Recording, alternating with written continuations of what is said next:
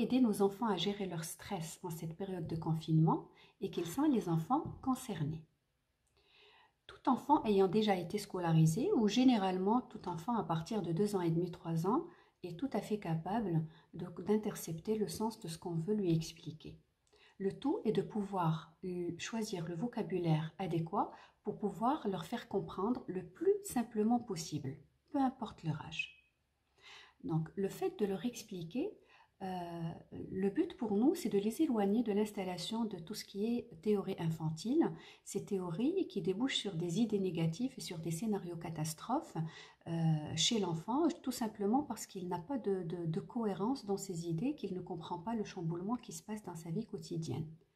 Donc le fait de lui dire tout simplement que c'est un virus, qu'on évite la propagation, qu'on est là à la maison pour éviter de contaminer les autres et pour éviter d'être contaminé par les autres, et que voilà que les chercheurs sont en train de chercher le remède nécessaire, va nous permettre aussi d'instaurer les nouvelles règles pour pouvoir parler de l'aspect positif de ce qu'on a à vivre pendant cette période-là. Et ça, c'est très important pour l'enfant.